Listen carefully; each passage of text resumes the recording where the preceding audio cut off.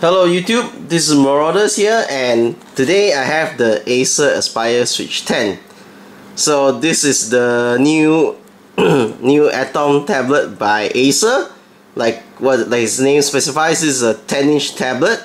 It weighs about 600 grams and has a plastic front body along with an aluminum back body. And while Acer says this is basically just pressed aluminum, I wonder if you can actually scratch it and you can see any markings at the bottom. Not too sure about that. But an interesting thing about this funny logo at the back here, it actually juts out quite a lot. So if you try to put the thing flat, you can do that. It doesn't actually rest flat on the table, so you might want to be aware of that. Then the other thing here is that on the back panel, when you're doing processor intensive stuff, or when you're just running a lot of things at the time, the part that heats up is this area. So for those of you who would like to know that, this is the part which gets warm on the tablet. And for people who use their tablets with their TVs, the great thing is that unlike many other Atom tablets, but those are all the 8 inches, since this is a 10-inch, you have a proper micro HDMI port and you have a micro USB port. And Acer has the decency of giving you a micro USB to USB cable in the box. So that's nice because you don't need to buy any extra overpriced cable from them. Now the problem here is that the Switch 10 can't charge from the micro USB port, so that's kind of a downer for some people. It actually needs to use a normal laptop like charger for it. So you can't run this thing off a power bank. Kind of disappointing to me. Then you have your micro SD slot here, which supports up to SDXC micro SD cards. And you have your connectors at the bottom, which I'll get to. And here's your volume control, as well as your power button and the earphone slot.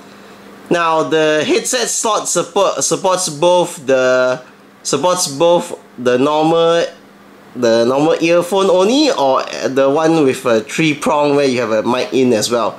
So when you plug in a headset, a program will pop up and ask you whether you want to use it as a headset or as a headset with mic. You need to select it before you activate the microphone through your headset. Then another interesting thing here is that as for a tablet, this is an interesting thing, which is that the speakers are actually in front instead of being at the bottom or like the flawed Asus Vivo Tab Note on the base of the tablet. The speakers are actually right in front, pointing, and it points right at the user. So actually that makes the speaker much more usable. But of course, you're not getting super clear sound out of these things anyway. The main thing here is that because they're directed at you, so you can at least have a chance of hearing it better in loud areas. Then we have the Windows button. It's a capacitive Windows button, and well, it actually has a lot of problems with this, and again we'll get to that later. And now let me just turn it on. Now the screen on the Acer Switch 10 is fantastic. Just like the Acer W5, it's bright and it's very colorful, and to my untrained eyes the color balance looks fine. And as Acer so proudly wants you to know, is that the screen has a 0 air gap. That means that the view angle is very, very good. You have a very wide view angle. You can see that there's pretty much no glare on it when you look from the side. from the side edges.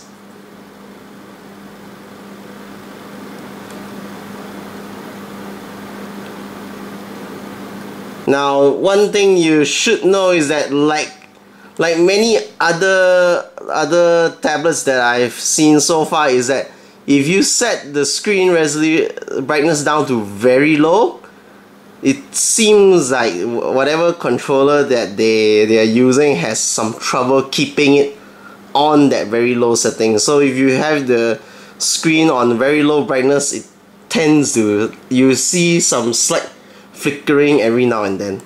It's kind of annoying, but it's usable.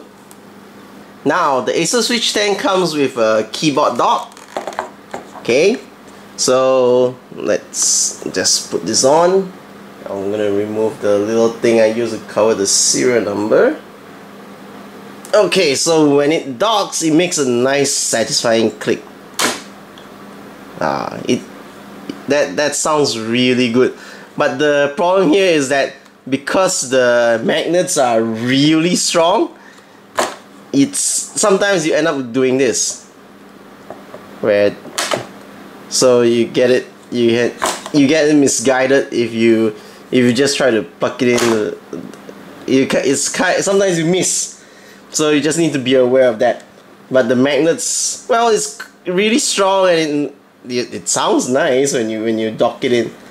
The difference between this mechanism and the one that was in the Acer W5 is that there's no lock on the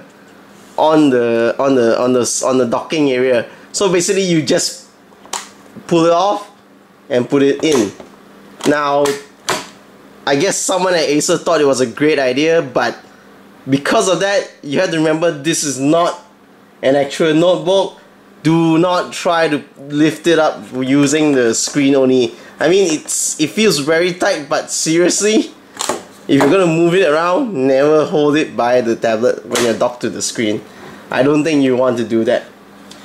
Now, one of the main concerns with any detachable tablet with a keyboard dock is about weight distribution, which is how far back can you tilt the tablet until it topples over and you can't type properly.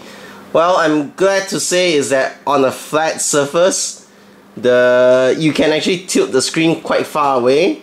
The keyboard is fairly weighted down so that you can actually resend quite a bit of you can actually tilt it quite far away before it actually topples over on its own. Now, the reason here is because that if you look at the base of the keyboard, now there's a rubber strip here, and as well as some rubber feet here near the neck. So what happens is that when you open it, if you as long as these two rubber feet don't go down on your surface, this fuller strip will actually contact the surface. So if this is touching your table, it will be very stable. But the moment you angle it further enough, and that the 2 feet on the neck touch the table, that heavy strip on the base that you saw just now will be lifted off the table. That's when you lose a bit of stability, a grip on the tablet, and it will tend to move a bit more. So without the maximum you can go without getting the 2 feet engaged is about 90 degrees. Yeah. With the keyboard dock, the Switch 10 is able to perform a few neat tricks, which is that because it's just a simple magnet, you can actually flip it over and dock it in reverse. So therefore, if you need it to be a tablet with the keyboard, you can just drop it down and dock it like this. So now you have a tablet along with the keyboard.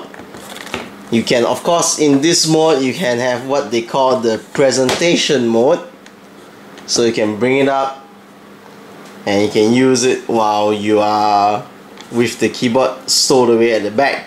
But of course, the interesting thing here is that if you use it to entertain your kids, you notice that the footprint for the keyboard is quite large, so that would actually waste a lot of space on tables and stuff. So what you can do with the Switch 10 is that, because this hinge is actually quite rigid, you can set it up in what they call the 10 mode, which is what you see a lot of the other convertible tablets can do.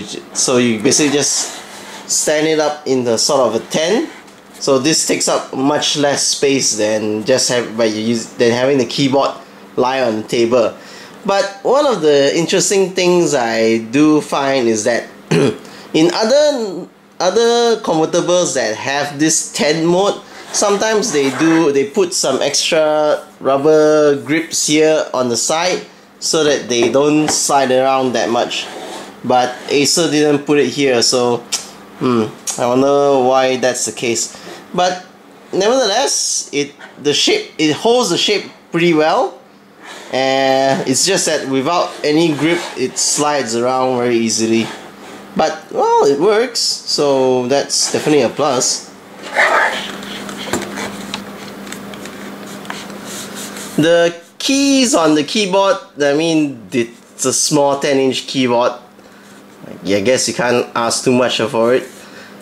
They feel a bit mushy to me, but well, it works generally, but it has this weird mushy-like feeling that I just can't put my finger on it.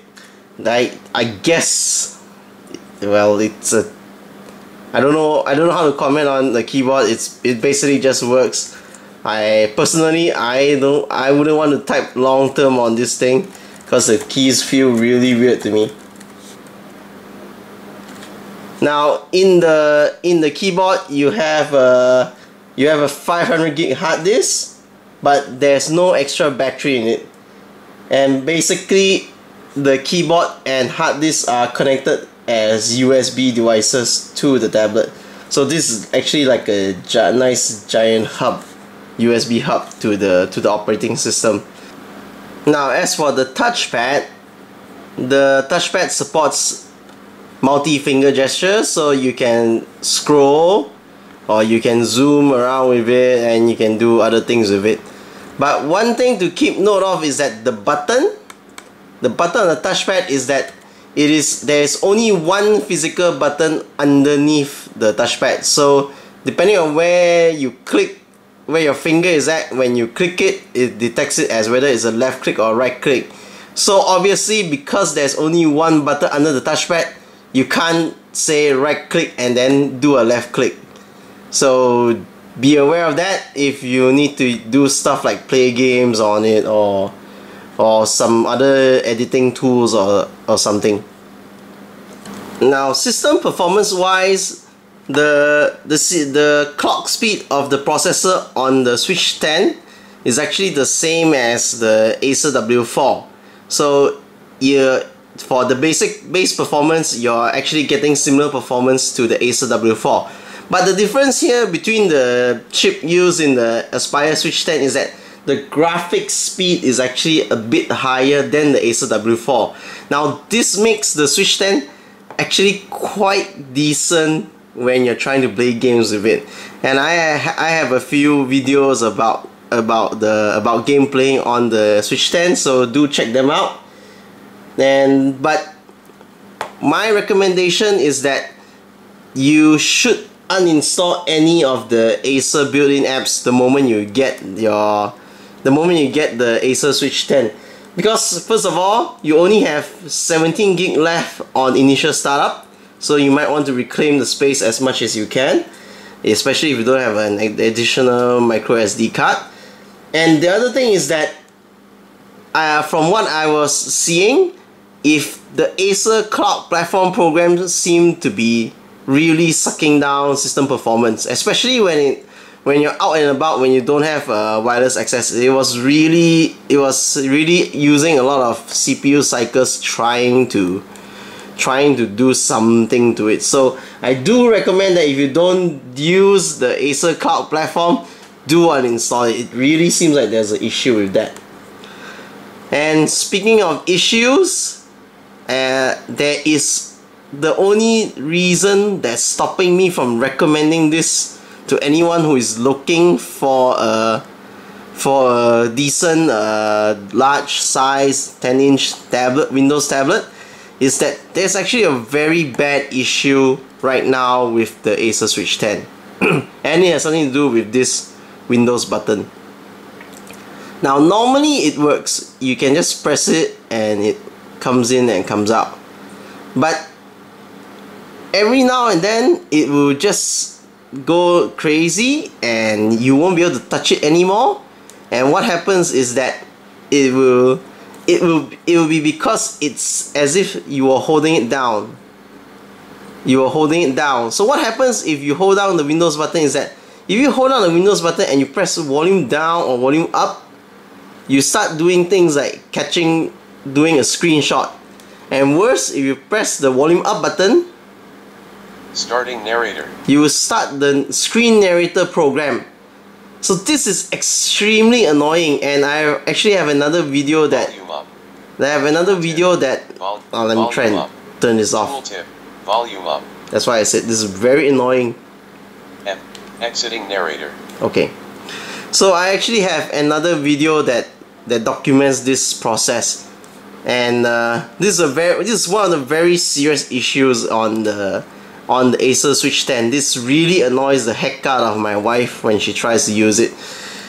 The good thing is that it seems like Acer does know about this problem. So on the Acer forums, they did mention that you can go and do the service centers know how to do a repair fix for this thing.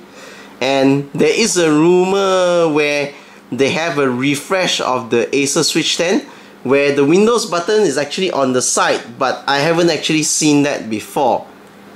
Now, it's painful to me that there's such a big issue, because if it wasn't for this button issue, I would have said that this is currently the best 10-inch Windows tablet, Atom tablet that I've had my hands on. I really want to like it and just tell everyone, hey, you should get one now if you're looking for this, but I can't because of this Windows button issue. It's horrible.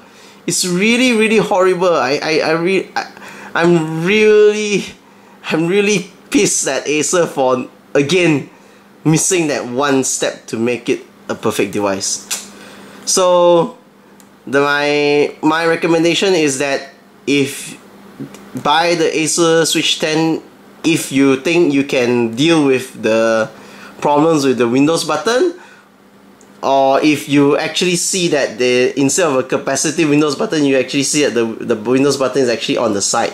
I haven't seen it myself, but some people have mentioned that on the internet, so I'm not too sure how true that is. Okay, so this is Marauders. Thank you all for watching, and I'll see you all in the next video.